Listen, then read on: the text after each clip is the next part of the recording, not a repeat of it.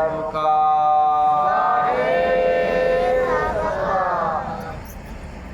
नर तन पाय के भजन नहीं के ना प्यासा रहा जैसे जल बिच मीना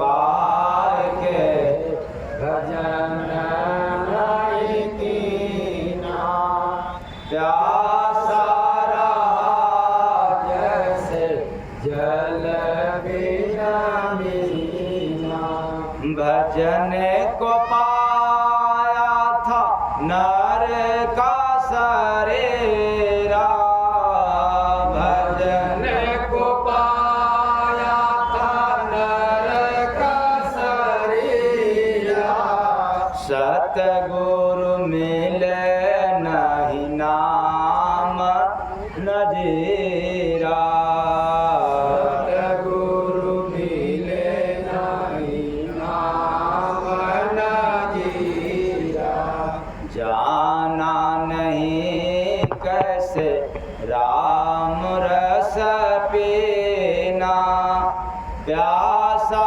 रहा जैसे जल बिच मीना जाना नहीं कैसे राम रस पीना प्यासा रहा जैसे जल में मीना शांत बिना जग में सार न पाया संत बिना जग में सार न पाया ज्ञानी बना बस धोखा ही खाया ज्ञानी बना बस धोखा ही खाया पाया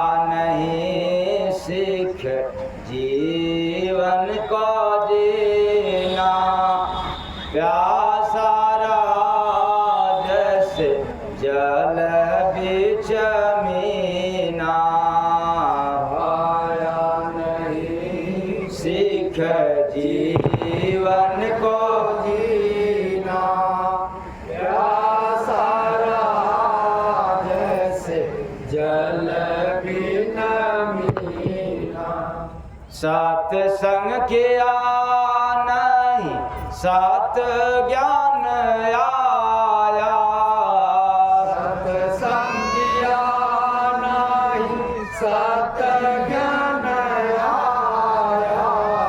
भोला भजन तुझको लूटी रे माया भोला भजन तुझको लूटी रे माया जग में रहे हो विवेक सही ना प्यासा रहा जैसे जल बिच मीना जग में रहे हो विवेक सही ना प्यासा रहा जैसे जल बिन मीना दुनिया में बुद्धि से दौलत कमाया दुनिया में बुद्धि से दौलत कमाया हरि मिलन का तू अवसर गवाया हरि मिलन का तू अवसर गवाया दाग लगा सब चादर मलेना प्यासा रहा जैसे जल बिच मीना दाग लगा सब चादर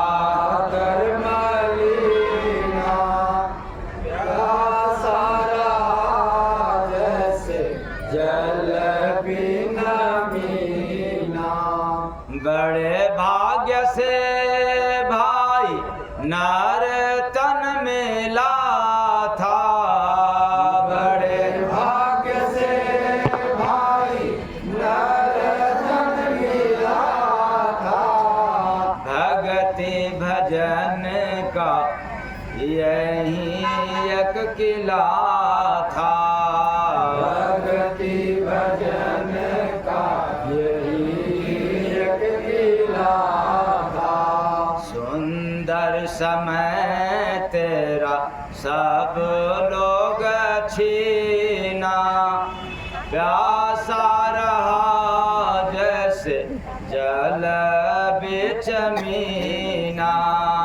सुंदर समय तेरा सब लोग छीना, प्यासा रहा जैसे जल बिन मीना।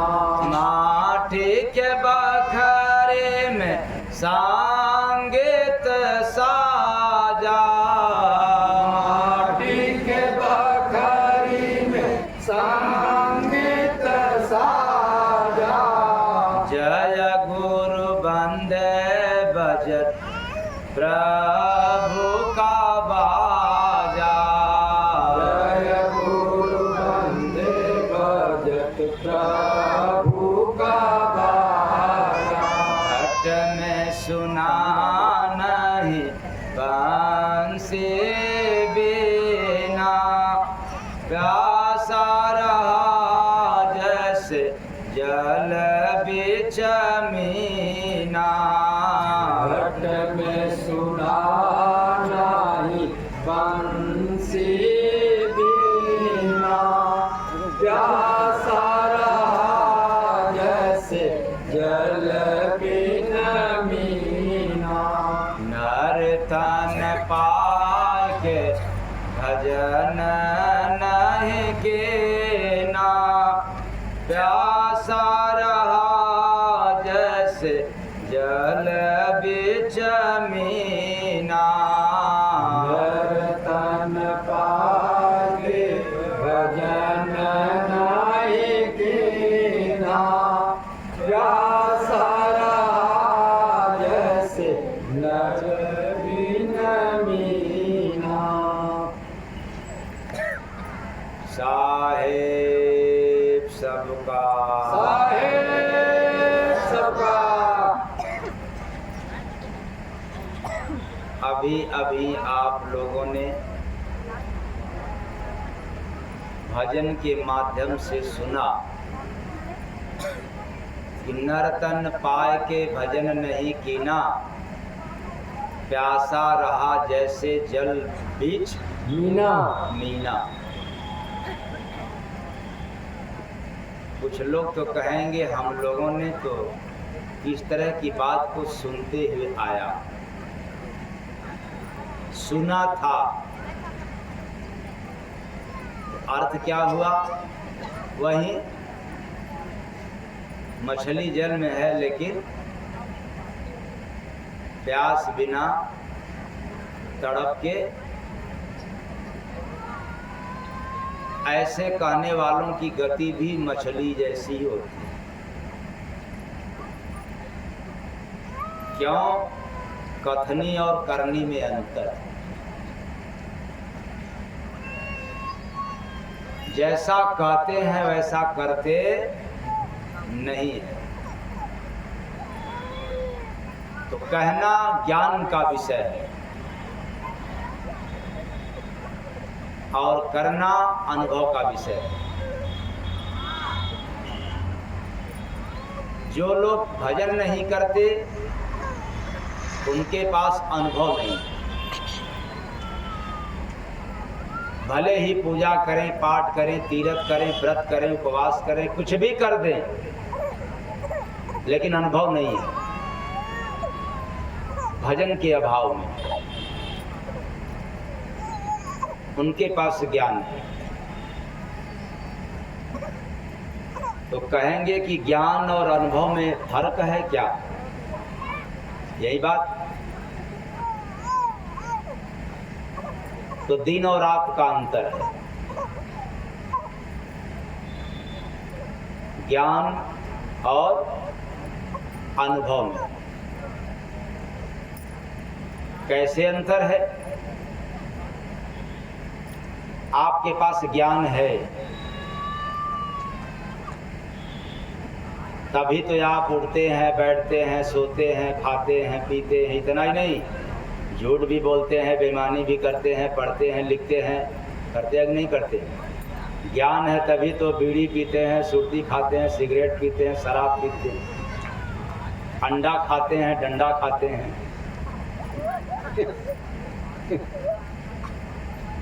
ज्ञान है ना? ज्ञान है तभी तो चुगलाई करते हैं, निंदा करते हैं, बुराई करते हैं। है कि नहीं ज्ञान? ये सब कचरा है। बहुत बड़ा ज्ञान हो गया तो भी ये सब रहता है और धोखा खाते हैं। लेकिन एक बात याद रखना, जब अनुभव आ जाएगा तो धोखा नहीं खाओगे। वो कैसे? कोई नवयुवक मोटरसाइकिल चला रहा हो और किसी दिन अचानक गिर गया। किससे? बाइक से। दोबारा चलेगा तो कैसे फिर गिर जाएगा? पहले तो था बाइक चलाने का ज्ञान, अब उसको धोखा मिल गया तो अनुभव मिल गया। ज्ञान में धोखा मिला, दूसरी बार संभल करके चलेगा। भले एक्सीडेंट हो जाए वो अलग बात है, वो गिर जाए उसकी कहानी अलग है, उसके पीछे क्या राज है।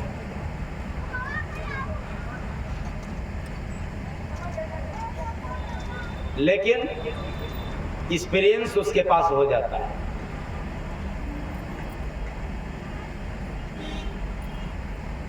जैसे शुरू में आपके हाथ में मोबाइल आया तो ज्ञान, तब क्या था? ज्ञान। और जब मोबाइल चलाते चलाते कुछ दिन मतलब पुराने हो गए तो ज्ञान के साथ साथ तो ज्ञान बढ़ा कि अनुभव?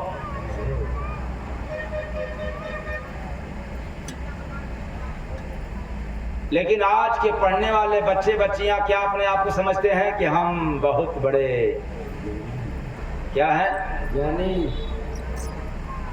क्योंकि पढ़ते हैं ना एक हार पर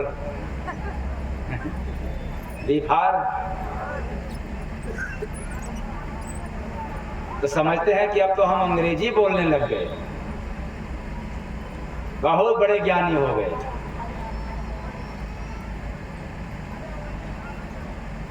इसलिए अपने घर में सबको कहते हैं कि आपको क्या पता,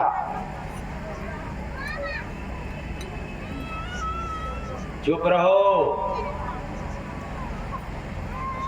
मुझे बहुत बड़ा ज्ञान मिल गया। अधजल गगरी छलकत, अगर मटका में आधा पानी है लेकर के चलिए तो बड़ा हिलोर मारता है, कंपन पैदा करता है, तूफान मारता है, बाहर गिरता है। लेकिन उसी घड़े में पानी फूल हो तो स्थिर रहता है। ये ज्ञान अधूरा है। वही ज्ञान है जो रात में सोते हो तो भूल जाते हो, विपत्ति आती है तब ज्ञान भूल जाते हैं।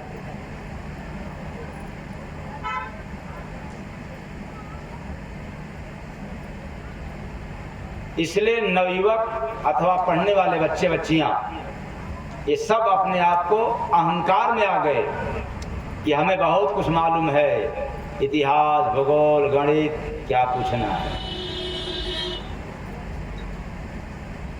इसलिए बड़ा तर्क वितर्क भी करते हैं ज्ञान के प्रभाव में।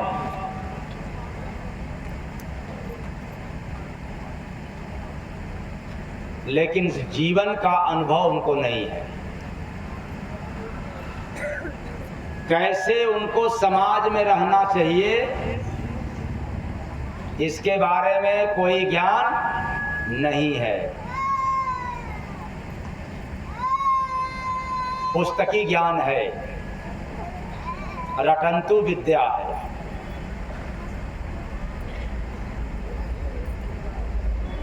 एक वही बुजुर्ग जिस घर में रहता हो, बेशक उसके पास इतिहास, भूगोल, गणित शास्त्र का ज्ञान न हो, लेकिन परिवार का, समाज के प्रति कब कहाँ क्या बोलना है, कैसे रहना चाहिए, कब क्या खाना चाहिए, इसका एक्सपीरियंस उस बुजुर्ग को होता है। बोले आप लोग गलत है कि सही है? सही है। न जाने कितने बुजुर्ग धोखा खाते खाते तब बुजुर्ग बने। हर धोखा के पीछे एक्सपीरियंस। अभी ये नौजवान धोखा खाए नहीं, अपने आप लगे खुदकने, दो चार ज्ञान आ गया तो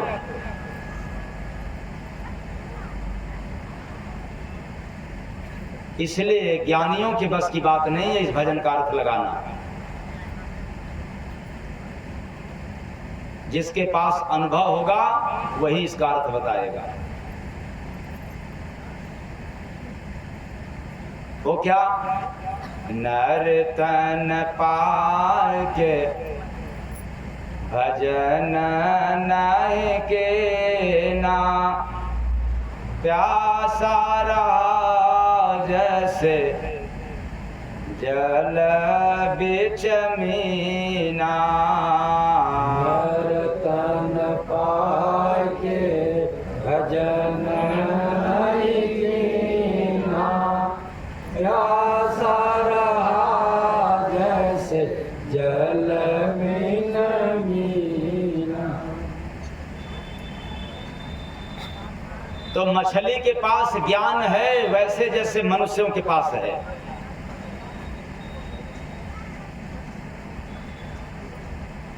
लेकिन मछली के पास समझ नहीं है। क्या नहीं है? वैसे जैसे पागल व्यक्ति के पास हीरा मोती सोना चांदी रख दो, उसको पगलई के सिवाय कुछ मतलब नहीं।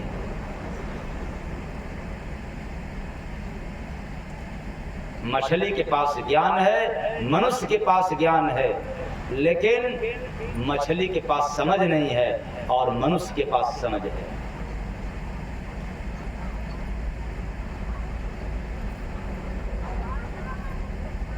इसलिए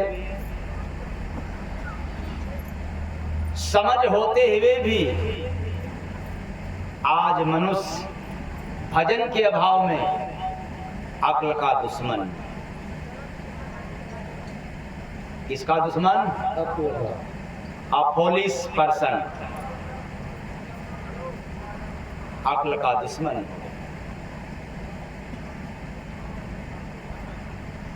इसलिए मानव शरीर को समझदार कहते हैं, चेतन कहते हैं। अचेतन प्राणियों,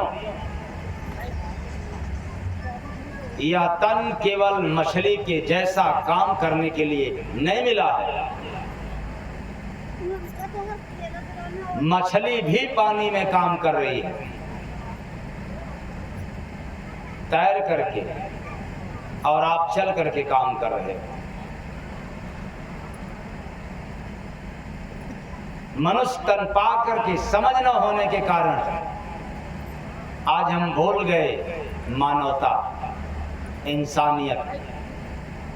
किस लिए यह मनुष्य तन मिला है? क्या खाने पीने के लिए मिला है? इसके सिवाय कुछ और भी करने के लिए मिला है? तो मानव जीवन में अगर भजन नहीं है तो याद रखना, कितना भी बढ़िया स्वादिष्ट भोजन कर लो, एक दिन तो जाना पड़ेगा। कहाँ जाना पड़ेगा? श्री राम नाम सत्य है। और अक्ल नहीं है, समझ नहीं है, वो कैसे? केवल भोजन करने के लिए मनुष्य तन को बर्बाद कर दिया। जीभ निकाल करके 2 अंगुल नाप लेना। कितना? केवल 2 अंगुल। यहां मत नापना। जब यहां से जाना भोजन करने के लिए तो जीभ निकाल करके और 2 अंगुल रख लेना, अंदाज कर लेना कि इतना पीछे 2 अंगुल है। और बढ़िया बढ़िया पूरी पकवान खाते हो तो हिसाब लगाना कि 2 अंगुल पीछे भी स्वाद है कि सारा स्वाद वहां गायब हो गया। मात्र जीवा के 2 अंगुल पर, 2 अंगुल के आगे जो स्वाद मिलता है उसी के लिए अपने जीवन को बर्बाद कर दिया। इसलिए अक्ल का दुश्मन कहा गया। ज्ञान है, समझदारी नहीं है। स्वाद के चक्कर में बर्बाद हो गया, स्वाद के चक्कर में विवाद पैदा हो गया, लेकिन स्वाद को त्याग नहीं पाया। कहोगे कि स्वाद को त्यागेंगे तो फिर भोजन नहीं करेंगे? क्यों नहीं करेंगे? स्वाद को त्यागोगे, स्वास्थ्य रहेगा। और ज्यादा स्वाद के भोगी हो गए तो फिर तन कभी भी स्वस्थ नहीं रहेगा। इसलिए आज एक बात कान खोल करके सुन लेना।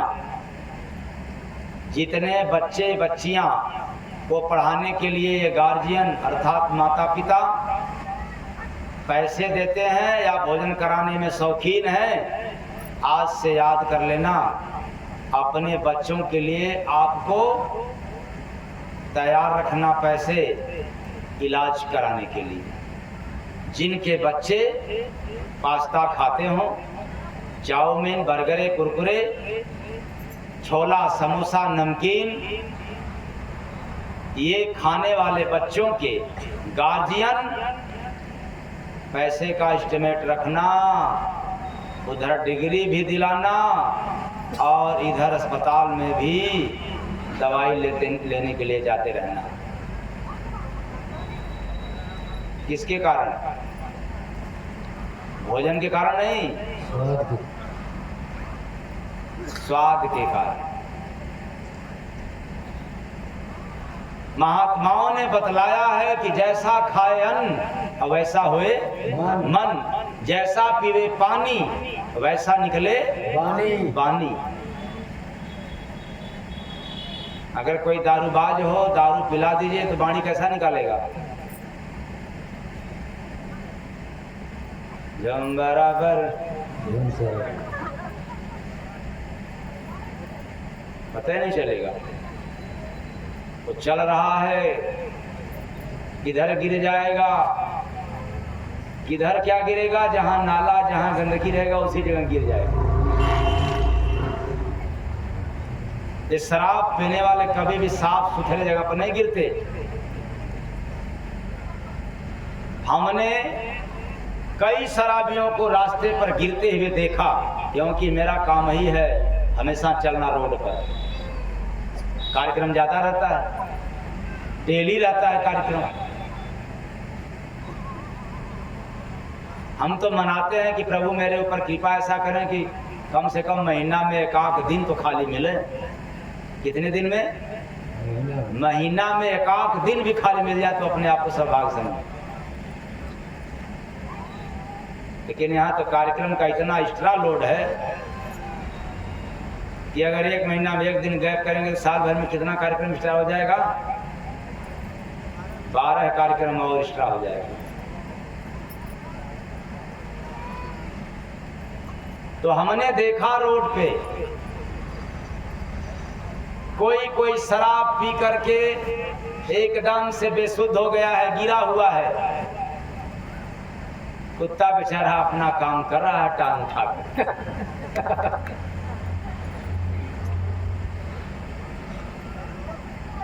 किसके ऊपर? शराबी के ऊपर। हमने देखा है कि शराबी शराब पी करके गिरा हुआ है और कुत्ता उसका मुंह चाट रहा है। अब वो नशा में हटा रहा है, लेकिन कुत्ता भी हटने को तैयार नहीं हो रहा, चाट रहा। बड़ी दुर्गति हुई स्वाद के चक्कर में। इसलिए जितने लोग इस तरह का भोजन करते हैं आज बहुत अच्छे हैं, लेकिन आने वाले समय में आप इनको अच्छे नहीं कहोगे, इनकी बुद्धि भ्रष्ट हो जाएगी। वैसे जैसे शराबी शराब पीने से पहले बहुत अच्छा था, लेकिन शराब पीने लग गया तो उसकी बुद्धि भ्रष्ट हो गई। उसी तरह से स्वादिष्ट भोजन करने वालों की बुद्धि भ्रष्ट हो जाती है, उनको बार बार चाहिए उसी तरह का भोजन। इसलिए देख लेना, जिन बच्चों को लत लग गई, आदत हो गया पास्ता खाने की, चाउमीन खाने की वगैरह वगैरह, तो न मिले तो नंगई कर जाते हैं।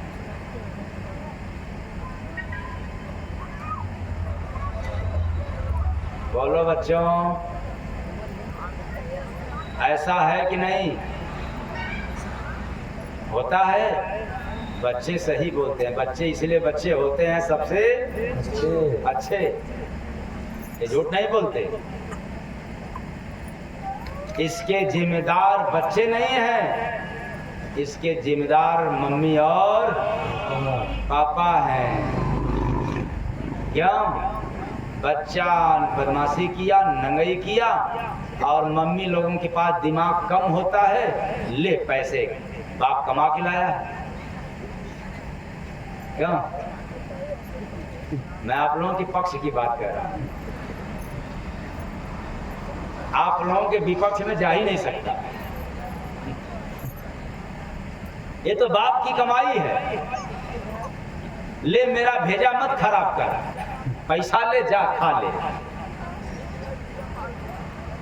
एक दो बार समझाया और कहा कि ना चाहिए ले जा, कोई मेरी कमाई थोड़ा है, जिसने पैदा किया उसकी है। पूछेगा भी साहब तो कह देंगे कि हाँ बेटा में लग गया, मुझे थोड़ा खर्चा करना पड़ा। तो बच्चे बिगड़ जाते हैं। आप उनको पैसे दो, लेकिन क्या खाना चाहिए यह सिखाना आपका कर्तव्य है, क्योंकि माता पिता हर बच्चे के लिए प्रथम गुरु माने जाते हैं, पहला गुरु।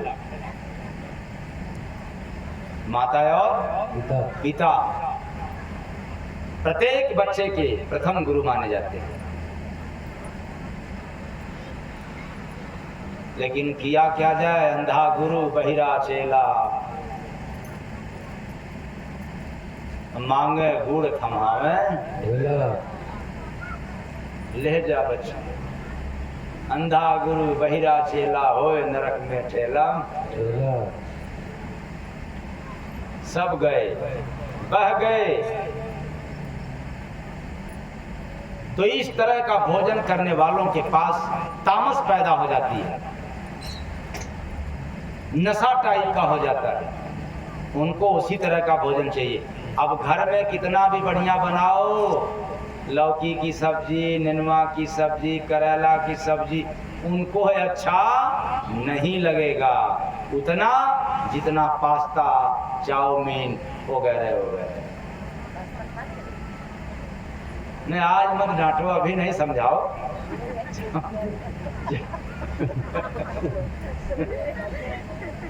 अभी तुम समझ लो, अभी मम्मी पापा अच्छी तरह से समझ ले, और जब घर जाएंगे तो कल से समझाना।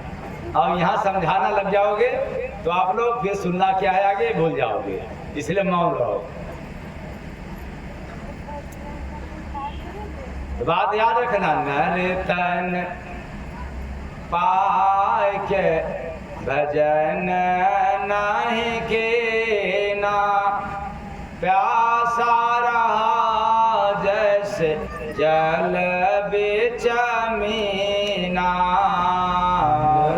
तन पाए भजन नहीं कीना, प्यासा रहा जैसे जल बिच मीना। तो जब इस तरह का भोजन करना शुरू कर दिया तो उधर तो अक्ल का दुश्मन, अब अक्ल काम न करना, अक्ल ही काम नहीं करती। नॉट एक्शन वाइलली, अब नॉट एक्शन वाइजली मतलब अकल काम न करना। अब तो बुद्धिये नहीं काम दे रही है, रहते हुए भी।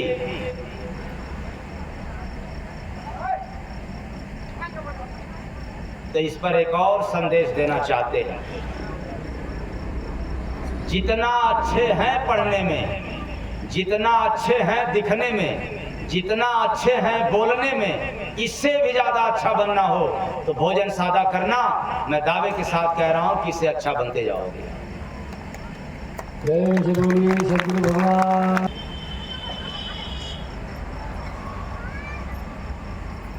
इसलिए ये मत समझना कि हम चटपटा खाएंगे तो बड़े अच्छे हो जाएंगे, बड़े अच्छे कहलाएंगे, बल्कि और बिगड़ जाओगे। भोजन का बड़ा प्रभाव पड़ता है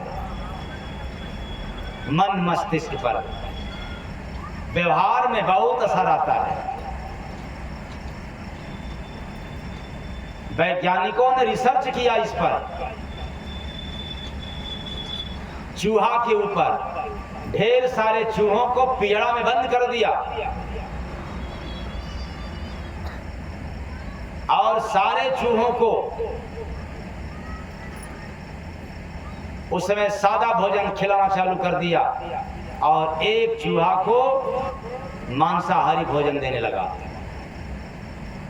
सारे चूहे धीरे धीरे शांत होने लगे, लेकिन जो मांस खाता था, जिसको मांस खिलाया जाता था, वो बड़ा उपद्रवी था, उपद्रव करता था।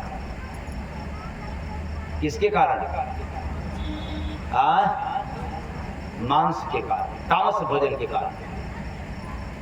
उसके अंदर तामस था, जोश था। और जिसको सादा भोजन दिया गया, एक नहीं कई चूहों पर वो धीरे धीरे हरकत करने वाला चूहा शांत होने लगा।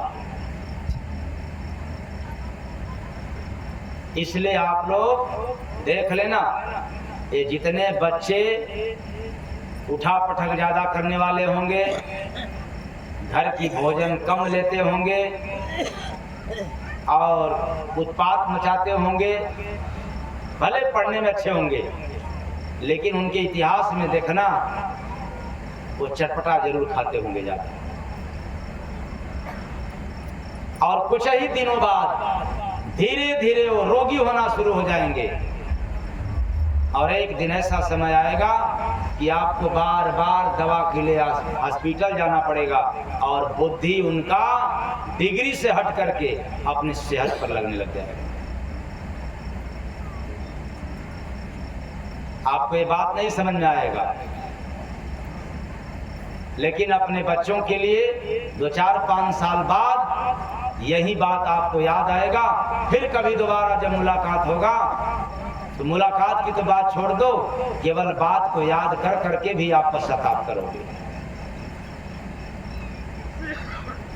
और जितने गार्जियन समझदार हैं, समझ गए, तो अपने बच्चों पर ज्ञान का अंकुश लगाना चालू कर देंगे, समझाना शुरू कर देंगे।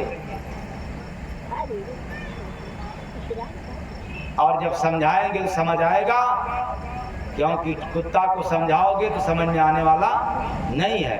गधा को समझाया जाए तो समझ नहीं सकता, लेकिन इंसान को समझाया जाता समझ सकते हैं। इसलिए आप समझने वाले हो, आप इंसान समझने वाले हो, बुझने वाले हो। इसलिए याद रखना, ये कुत्ता गधा बिल्ली के लिए नहीं है पूजा पाठ, ये इंसान के लिए पूजा पाठ भक्ति भजन है। इसलिए इस मानव तन में आने के बाद जो भजन भक्ति नहीं करते, उनका गति किसके जैसा? नर तन पाए के भजन नहीं के ना, प्यासा रहा जैसे जल बीच मीना। नर तन पाए के भजन नहीं कीना, प्यासा रहा जैसे जल बिन मीना। जल में रहते हुए मछली तड़प तड़प करके मर जाती है प्यास बिना। याद रखना, संसार का नियम है, कोई भोजन बिना नहीं मरता,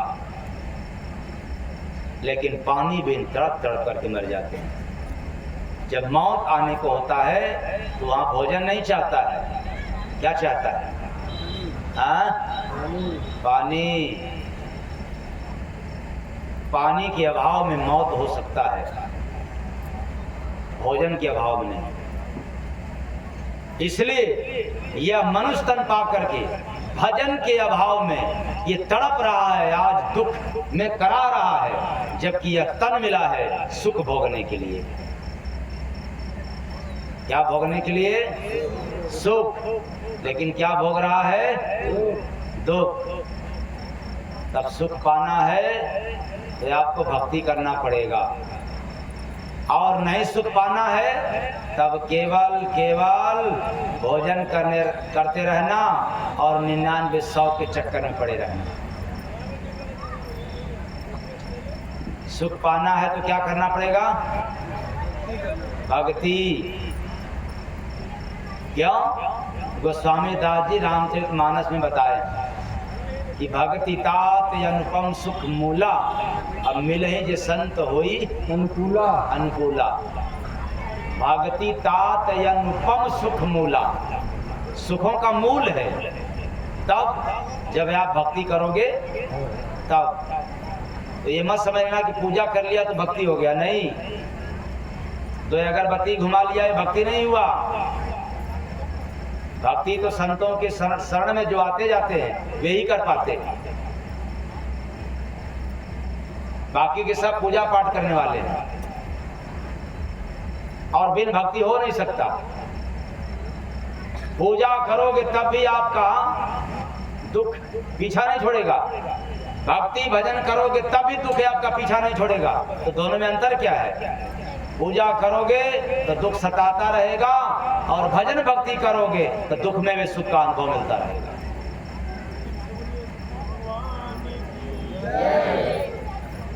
इतना अनुभव रहता है, करके देखो। ऐ चेतन प्राणियों, यह मनुष्य तन केवल केवल बढ़िया बढ़िया भोजन के लिए नहीं, अच्छा भोजन करो, स्वादिष्ट नहीं, अच्छा भोजन करो तो उससे क्या लाभ होगा? बुद्धि भी आपका बढ़िया रहेगा, स्वास्थ्य भी बढ़िया रहेगा, और भजन करने में भी मन लगेगा। और स्वादिष्ट भोजन, चटपटा भोजन करोगे तो न भजन करने का मन करेगा, न आपका सेहत बढ़िया रहेगा, न आप कोई दुनिया में अच्छा काम कर पाओ। कितना फायदा है। लेकिन यह मानव तन, फिर वही बात याद दिला दे पूर्व का कि 2 अंगुल जीभ के ऊपर जो स्वाद मिलता है, पीछे एक भी स्वाद नहीं है। क्या नमक है, क्या चटनी है, क्या अचार है, एक भी स्वाद नहीं मिलते, फिर भी स्वाद के लिए विवाद पैदा कर देते हैं। इसलिए आज से समझ जाना है, भोजन तो करना है, लेकिन जीने के लिए या खाने के लिए? जीने के लिए। अच्छा, कितने लोग खाने के लिए पैदा हुए हैं? जरा हाथ उठाएं।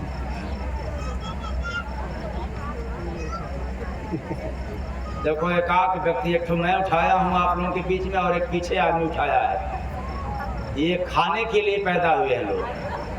अच्छा, जीने के लिए कितने लोग पैदा हुए हैं भाई? शाबाश शाबाश। इस महफिल में तो लगता है कि ये कहीं 2 लोग बेवकूफ हैं, बाकी सब चला है। तो जो जीने के लिए भोजन करता है वो अच्छे तरीका से जिंदा रहेगा। जो केवल खाने के लिए जिंदा है वो बेचारे कायदे से खा भी नहीं पाते हैं, कायदे जिंदा भी नहीं रहते, परेशान रहते हैं। तो भजन मनुष्य के लिए बना है, भोजन सभी तन के लिए है। क्या खाना चाहिए क्या नहीं खाना चाहिए, अगर यह सीखना है तो बकरी से सीख लेना। इससे बकरी से, गाय से सीख लेना, इससे, और सीखना है तो शेर से भी सीख लेना। अब कैसे? बकरी को मांस पका करके रख दो खाने के लिए, खाएगी? नहीं खाएगी। इंसान के सामने पका के रख दो तब क्या बात, तेरा तन डोले, तेरा सब डोले, बढ़िया पकवान है। अच्छा, गाय के नाद में मांस पका करके डाल दो खाली भूसी के साथ, खाएगी? और इंसान के थाली में डाल देता क्या बात? मनमानी कौन करता, इंसान या पशु पक्षियां? इंसान। परेशान कौन है? तो मनमानी मत करो। मनमानी करोगे प्रकृति के खिलाफ जाओगे, परेशान रहोगे। इसलिए प्राकृतिक गुण है इंसान को भजन करना। अब बात आई शेर की। किसकी बात? शेर की। शेर मांस खाता है, उसको एकदम रबड़ी, दूध पका करके रबड़ी बना करके दो खाने के लिए, शेर खाएगा? नहीं खाएगा। अरे रबड़ी है, क्या बात, वो मांस खाएगा। शेर, गधा, बिल्ली इत्यादि, और इधर गाय, बकरी इत्यादि प्रकृति के अनुसार चलते हैं। पशु पक्षियां प्रकृति के अनुसार चलते हैं। कोयल के सामने मांस दे दो नहीं खाएगी, लेकिन बढ़िया चुन चुन करके स्वादिष्ट फल फ्रूट खाएगी। एक मनुष्य को छोड़ करके जितने पशु पक्षियां हैं सब प्रकृति के नियम का पालन करने वाले हैं। छोड़ो वेद शास्त्र की बात, शास्त्र में क्या लिखा है, खाना चाहिए नहीं खाना चाहिए। हो सकता है कि आपको वेद पुराण से एलर्जी हो, लेकिन जिस जमीन पे चल रहे हो इससे एलर्जी तो नहीं ना है। इस मिट्टी का गुण पशु पक्षियों में पाया जाता है, वो खिलाफ नहीं जाते, नियम का पालन करते हैं। लेकिन एक मानव भजन के अभाव में आज दानवता का काम कर रहा है। इसलिए भजन करना शुरू कर दोगे तो आप भी प्रकृति से जुड़ जाओगे, नियम का पालन करोगे और मनुष्य तन होने का गुण पैदा हो जाएगा। मनुष्य तन पाने का जो कर्तव्य है यह पूरा हो जाएगा। इसलिए भजन करना पड़ेगा। भजन गाने की बात नहीं है, भजन करने की। और भजन तब करेंगे जब कोई आपको संत सद्गुरु मिल जाएंगे और कला दे देंगे, रास्ता बतला देंगे।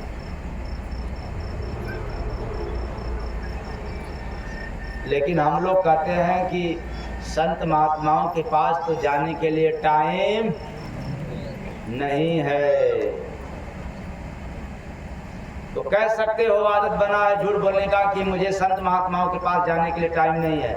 तो जब आएगा यमराज तो उससे भी कहना कि मुझे शमशान घाट जाने के लिए टाइम, कहोगे कि नहीं कहोगे? नहीं कहोगे? तो कहना ना पड़े इसके पहले चेत जाओ, भजन कर लो, वरना कहते रहोगे, गिड़गिड़ाते रहोगे। काल के दूत आएंगे और कहेंगे चलो मेरा तन रूपी मकान खाली कर दो, अब यहाँ से चलो तेरा समय पूरा हो गया। तो गिड़गिड़ाना नहीं पड़ेगा, हाँ चलो ताव से जो काम था मुझे मैं कर रहा हूँ, किया था। क्या काम था?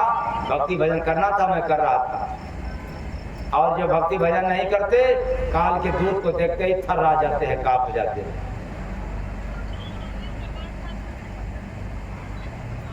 इसलिए अचेतन प्राणियों, गधा को कहा जाए राम राम कह दो तो नहीं कहेगा। किसी भी पशु पक्षियों को कहा जाए कि राम राम बोलो, नहीं बोलेगा। लेकिन इंसान को ना भी कहो तो भी सबकी सुन करके भी कहता हाय राम, क्या हो गया राम। माई बाप बोलता है, ये अधिकार है। इसलिए भजन करने का अधिकार मिला इस शरीर को। यदि इसका पालन नहीं करोगे तो इस संसार में रहते हुए सब कुछ आपके पास है, फिर भी सुख और शांति नहीं है। मैं चैलेंज के साथ कह रहा हूं, न आपको भोजन से सुख मिलेगा, न कपड़ा से सुख मिलेगा, न दुकान मकान से मिलेगा, न धन संपत्ति से सुख मिलेगा।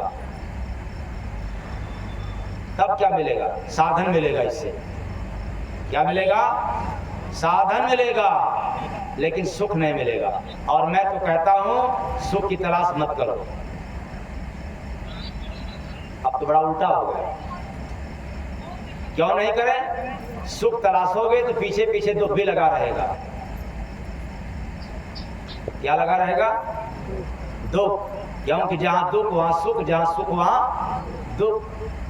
सुख तलाशोगे दुख पीछे पीछे रहेगा, और दुख तलाशोगे तो पीछे पीछे सुख रहेगा।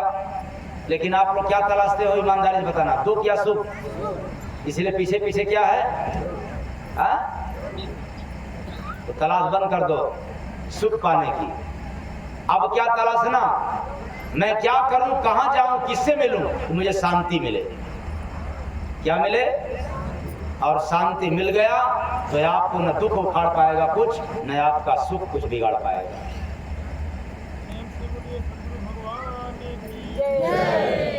किसकी तलाश करना? शांति की। किसकी तलाश? कहाँ मिलेगा? रसगुल्ला खाने में? रसगुल्ला खाया सुख मिला, शांति नहीं मिला। लेकिन पहले रसगुल्ला में बहुत ज्यादा सुख मिला। जैसे ही दूसरा रसगुल्ला खाओगे तो फिर पहले की अपेक्षा सुख कम मिलेगा। तीसरा खाओगे तब और कम, चौथा खाओगे तब और कम। सुख नहीं, अब सुख घटता गया, सुख बढ़ नहीं रहा है, कम हो रहा है। रसगुल्ला वही, खाने वाला वही, लेकिन सुख घट रहा है। और एक दिन जबरदस्ती खाओगे तो अंदर वाला भी बाहर हो जाएगा, तब सुख मिलेगा कि दुख? हाँ, तो याद रखना, जिस भी इंसान से पहली बार मिलोगे संसार में, उससे आपको सुख ज्यादा मिलेगा। लेकिन उसी इंसान से दूसरी बार मिलोगे तो सुख थोड़ा कम। तीसरी चौथी बार मिलोगे तब सुख घटता गया और दुख। अच्छा एक बात बताएं, जब शादी विवाह का अवसर होता है तो उसमें दुख मिलता है कि सुख? हाँ, सुख मिलता है। अच्छा, शादी विवाह हो गया, लड़का लड़की से दुल्हन दुल्हा, उसके बाद फिर पति पत्नी हो गए तो सुख। लेकिन बेचारे शादीशुदा वाले जब अधिक दिन तक वाले हो गए तो बताओ सुख मिल रहा है कि दुख? क्या मिल रहा है? मिल रहा है। लेकिन शादी विवाह तो किया था सुख पाने के लिए, दुख पाने के लिए? सुख पाने के लिए। सोच लो, शास्त्र कहता है, सारे संत महात्माओं ने बतलाया कि 7 जन्मों से रिश्ता पीछा किया हुआ है। ये आज जो पति पत्नी का रिश्ता है पीछे के 7 जन्मों से है। अलग बात है कि आज अगुआ खड़ा हो गया तो अगुआ घमंड हो गया कि मैं शादी करवाया। नहीं, शादी पूर्व से निर्धारित है। वो कैसे? लड़का पहले जन्म ले लिया, साल भर पहले, 2 साल पहले, 3 साल पहले। जिस लड़की से शादी होना है या तो गर्भ में आई या तो अभी गर्भ में भी नहीं आई, लेकिन लड़के का संबंध निर्धारित है। लड़कियां बाद में पैदा होती है पर दोनों का रिश्ता तय है पहले से। आने से पहले और आने के बाद ये रिश्ता पूर्व से निर्धारित है, पूर्व जन्मों का। लेकिन याद रखना, अब किसी के लिए पति बढ़िया मिल गया तो किसी के लिए पत्नी बढ़िया मिल गई, तो किसी के लिए पत्नी गड़बड़ मिल गई, तो किसी के लिए पति क्या हो गए। ये पूर्व जन्मों का लेखा जोखा चल रहा है जीवन के खाते में। तो 7 जन्मों से पवित्र रिश्ता में भी सुख जितना पहले दिन मिलता है, पहली बार मिलने के बाद, उसके बाद सुख घटता जाता है। और अब तो बवाल पैदा हो गया, इतना बवाल कि सड़सी के पापा भी डरते होंगे कि घर में चलेंगे तो पिलास की मम्मी जो है किचन से कचकच किच करेगी। और सड़सी की मम्मी भी सोचती है कि चाहे आने तो सड़सी के पापा को तो बता ही देता। यहाँ बवाल कहने का तात्पर्य है, गाड़ी पहले दिन खरीदा बहुत सुख मिला, लड़का पास हुआ जिस दिन बहुत सुख मिला, लेकिन दूसरे दिन गाड़ी वाले और दूसरे दिन पास होने वालों की सुख घट गया, कम हो गया। और एक दिन ऐसा आता है कि सुख समाप्त हो जाता है, दुख खड़ा हो गया, आगे क्या करना है। इसलिए मैंने कहा सुख की तलाश ही बंद कर दो। ऐसा स्थान, ऐसा दरबार की तलाश करो कि जहां जाने पर शांति मिले, तो आपको न दुख न सुख कुछ नहीं बिगाड़ सकते।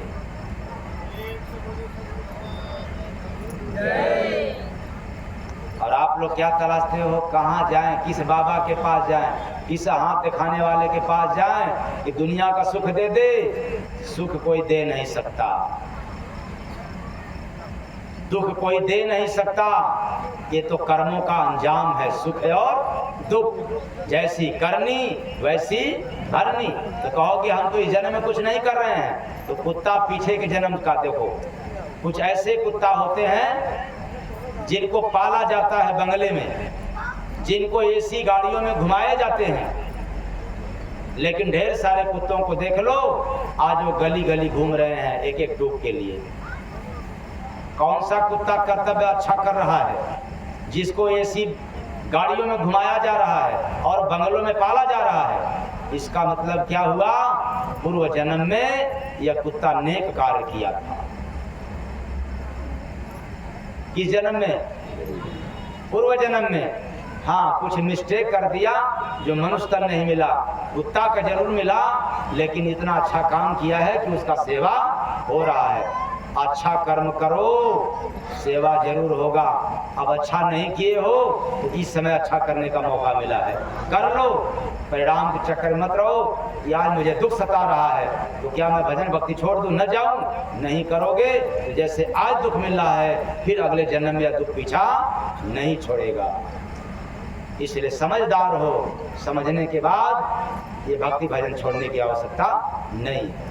दुख में रहो तब भी, सुख में रहो तब भी, 1000 काम करते रहो दिन भर तो भी मौका निकाल करके भक्ति भजन नहीं करोगे, यह दुख है आपका पीछा छोड़ने वाला नहीं है। जिसके पास दुख है वो चाहे कितना धन कमा ले पीछा नहीं छोड़ सकता, क्योंकि न जाने कितने धन वाले के पास शुगर है, हार्ट है, बीपी की समस्या है, बेचारे न वो नमक खाते, न मीठा खाते, न स्वादिष्ट भोजन करते, लेकिन पैसा खूब है। तो बताओ पैसे सुख मिला?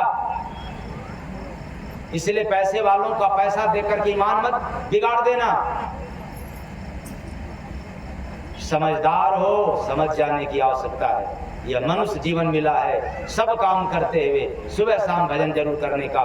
यदि ऐसा नहीं करोगे तो फिर मछली जैसा ही तड़प तड़प करके प्राण जाएगा।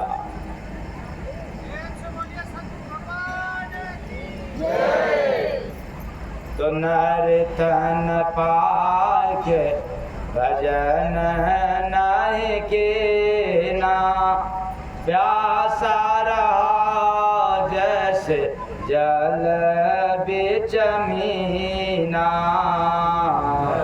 तन पाके भजन नहीं ना, प्यासा रहा जैसे जल बिच मीना।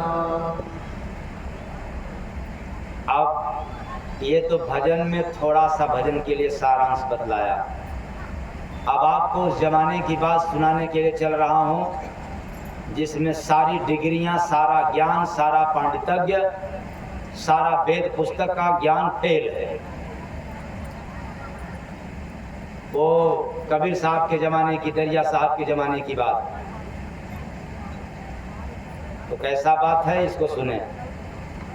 घड़ा में देखा बड़ा अजूबा, भरा नया सब चीज रे, किया किसानी जाकर उसमें मिला नया था बीज रे, किया किसानी जाकर उसमें मिला नया था बीज रे, किया किसानी जाकर उसमें। घड़ा में देखा नया खजाना, गया उसी संग पीज रे, किया किसानी जाकर उसमें मिला नया था बीज रे, किया किसानी जाकर उसमें मिला नया था बीज रे, किया किसानी जाकर उसमें। भरा नगर में कचरा खाया, भरा नगर में कचरा खाया। ये बात बड़ी उल्टी है। भरा नगर में कचरा खाया, भरा नगर में कचरा खाया। सावन मास नया सब पाया, सावन मास नया सब पाया। घड़ा में देखा छारी बरसे, गया ज्ञान बिन भीज रे, ज्ञान भी गया लेकिन भीग भी गया। किया किसानी जाकर उसमें मिला नया था बीज रे, किया किसानी जाकर उसमें मिला नया था बीज रे, किया किसानी जाकर उसमें। एक को बुद्धि काम दे रहा है, इसमें कुछ अर्थ आ रहा है, सब अंगूठा छाप इसमें। सारी डिग्री भूल गई। कबीर ने ललकारा था, मस्काग छुयो नहीं, कलम गयो नहीं हाथ। इसलिए कबीर ने कहा था ओरी का पानी बड़ेरी जाए, यानी नीचे का पानी कहाँ जाए, और उसको सिद्ध किया था अनपढ़ गवार कबीर, बिना पढ़ा लिखा। इसलिए मैं ललकारा था पहले कि ज्ञान कचरा है अनुभव के आगे। किताबी ज्ञान तो सभी लोग सुनाते हैं, अरे कुछ तपस्या की अनुभव भी तो दिया करो।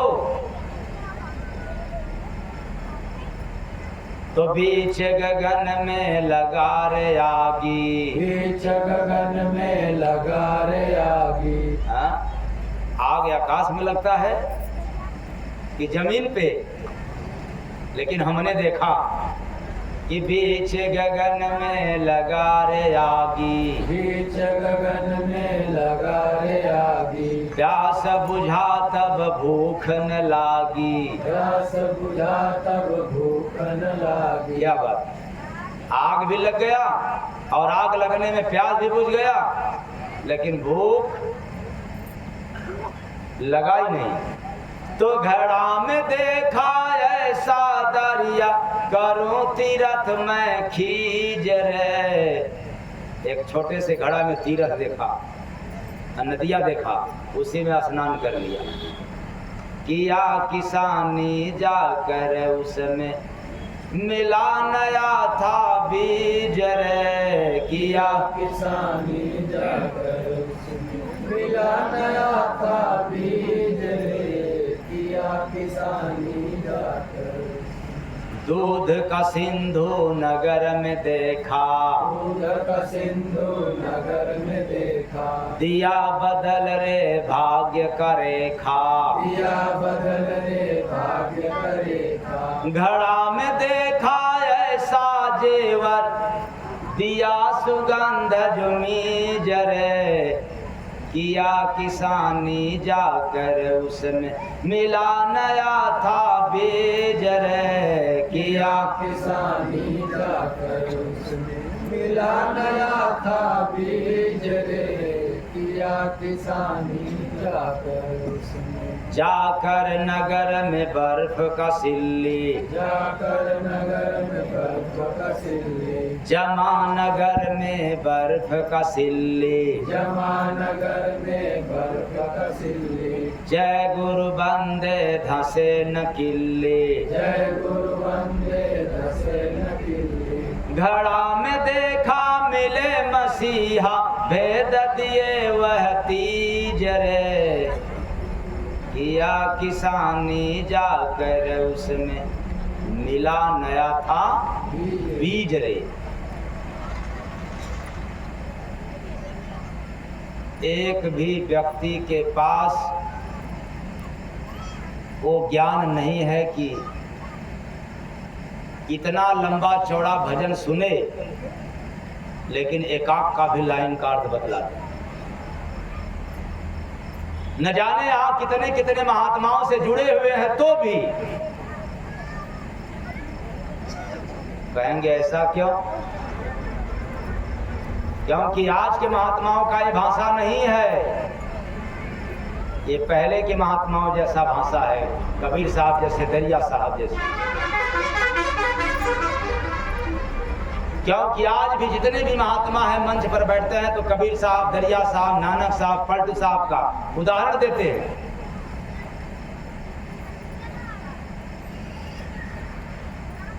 और आपको कबीर दरिया जैसी बाणी का उदाहरण नहीं देने को मिल रहा है, उनके जैसी बाणी आपको सुनने को मिल रहा है।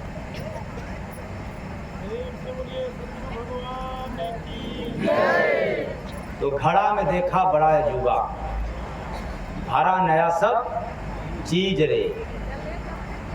आगे की लाइन, किया किसानी जाकर उसमें मिला नया था बीज रे। इसका मतलब क्या है? यह मानव शरीर रूपी नगर की घटना है, यानी ये बाहर की घटना नहीं है, ये मानव शरीर के भीतर की घटना है। क्या घटना है? मानव शरीर रूपी नगर के घट रूपी घड़ा में जाकर के हमने देखा, अनुभव रूपी आंख से। क्या देखा? इसमें एक चयन रूपी चीज है। इस घड़ा में तन के अंदर चयन रूपी चीज नया ही भरा है,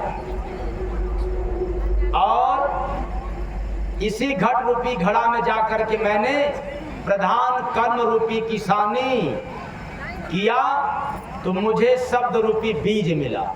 इसका तात्पर्य क्या है? कर्म किसान है। कर्म क्या है? किसान। आप लोग कर्म करते हैं? नहीं, काम करते हैं। बड़े बड़े ज्ञानी इसमें उलट गए, कहते हैं काम को ही कर्म। काम प्रधान नहीं होता है, कर्म प्रधान होता है। और कर्म है आराधना, कर्म है भजन, भजन ही कर्म है, कर्म ही भजन है। और भजन गाना नहीं, भजन करना। जब भजन करोगे तो किसानी का काम होगा। इसलिए कर्म रूपी किसान, किसानी जब किया इस घड़े में यानी शरीर के अंदर, तो हमने अपने ही अंदर श्वासों में नाद पाया, प्रभु की आवाज को पाया। जिस आवाज को पाने के लिए, जिसको देखने के लिए हम नाना कोटिन उपाय करते हैं, जाप तप पूजा पाठ तीर्थ व्रत, उसे मिला नहीं। लेकिन जब आप कर्म करोगे, कर्म रूपी किसानी का काम करोगे, तो आपके ही आते जाते श्वास में देखेंगे कि आवाज उठता है। और ये बात न समझ में आए तो अपने अपने घरों में जाकर के अनुभव कर लेना। कैसे? कान में उंगली डाल लेना। इसमें कान में, इस समय नहीं, घर जब जाना सोने से पहले कान में उंगली डालना और डाल करके थोड़े समय के लिए आंख बंद करके अपने त्रिकुटी पर ध्यान करोगे और आते जाते श्वास में देखोगे कि ये कैसा सांस या कैसी आवाज निकल रही है। जब इतना समझ में आ जाए कि आपके अंदर आवाज है, तो संत सदगुरु के शरण में हो जाओगे, तो उस आवाज को पकड़ना शुरू कर दोगे बिना कान में उंगली डाले। भगवान की जय। तो हर मनुष्य के भीतर वो नाद है, वो आवाज है, वो धुन है।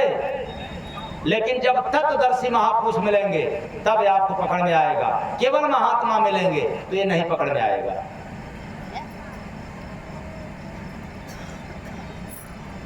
ऐसा हमने उस घड़ा में सत्कर्म रूपी नया खजाना देखा, तो उसी में जाकर के रम गया, लीन हो गया। ये नया खजाना है। रोज किसानी का काम करो, मतलब रोज भजन करो, और आपको रोज नया नया शब्द मिलेगा। और ना समझ में आए तो अंदाजा ना हो तो जय गुरु बंदे महाराज के पीछे पड़ जाओ, आपको पता चल जाएगा। क्या? आप उनके पीछे, हमारे पीछे रोज चलो अंदाजने के लिए, जितना दिन आपके पास टाइम हो, 10 दिन 15 दिन 20 दिन 1 महीना, और आपको रोज नया नया भजन सुनने को मिलेगा। और उस भजन पर रोज नया नया अर्थ भी सुनने को मिलेगा।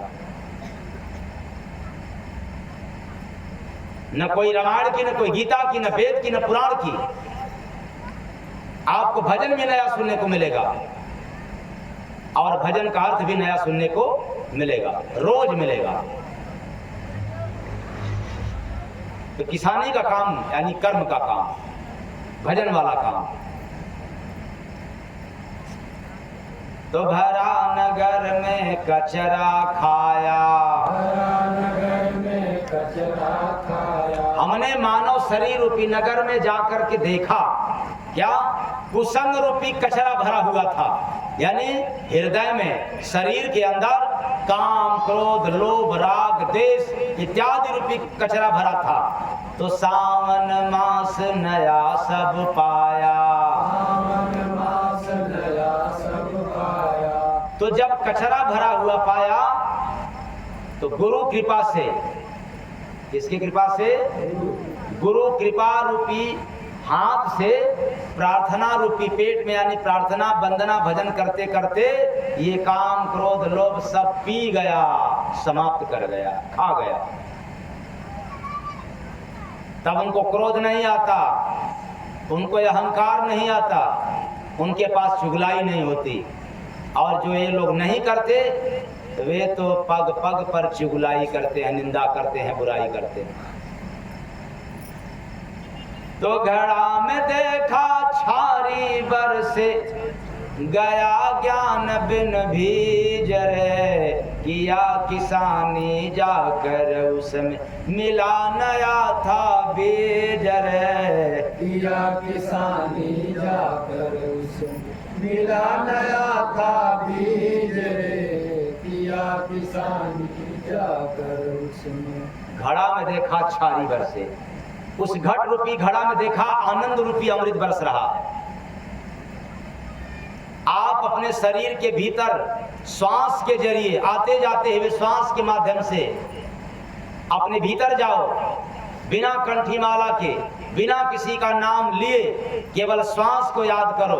नासिका के अग्रभाग से श्वास बाहर निकल रही है और उसी के माध्यम से भीतर जा रही है। सिर्फ इतना भी याद होना शुरू हो जाए तो आपको आनंद मिलना शुरू हो जाएगा।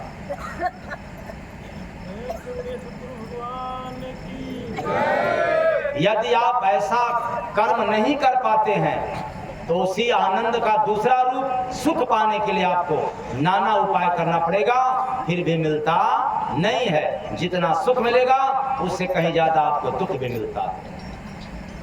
आनंद पाना हो तो बिन पैसे का महात्मा के शरण में जाकर के कला ले लो और आपको बिन पैसे का आनंद मिलेगा। अगर नहीं जाओगे तो तांत्रिकों के पास, ओझाओं के पास, न जाने कितने लोगों के पास जाना होगा और पैसे बर्बाद करना होगा सुख पाने के लिए, फिर भी मिलता नहीं है।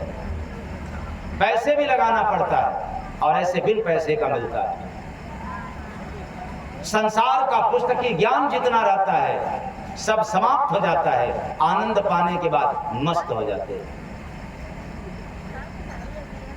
और कुल मिलाकर के पूरे भजन का जब अर्थ बताएंगे तो बहुत समय लग जाएगा। इतने से समझ लें कि हर बंद का अर्थ है आपको मिल जाएगा, हर प्रत्येक लाइन का अर्थ है आपको सुनने को मिलेगा। यदि आप इस तरह की भजन का अर्थ जानना चाहते हैं तो पता करते रहें, कहाँ कहाँ सत्संग हो रहा है वहाँ पर पहुँच जाया करें, आपको मिलता रहेगा। और जो नहीं जा सकते हैं तो मैं प्रचार के रूप में नहीं कह रहा हूँ, आपको दरिया बूझ करके आप काम करेंगे, भजन करेंगे तो काम से भी सुख मिलेगा, भजन से भी सुख मिलेगा। ज्ञान के जरिए केवल काम करोगे, भजन नहीं करोगे तो काम कभी भी आपको सुख नहीं दे सकता, और देगा भी तो क्षणिक देगा। जितना सुख देगा कई गुना दुख भी देगा। कुल मिलाकर के भजन तो करना पड़ेगा, आज नहीं तो कल। तो कल मत टालो, कल करे सो आज और आज करे सो।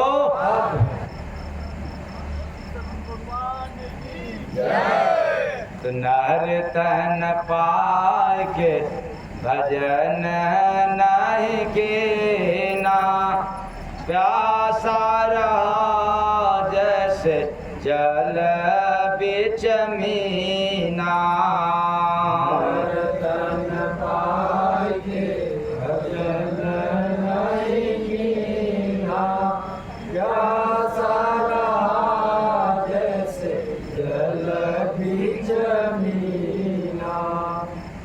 बस इतना ही।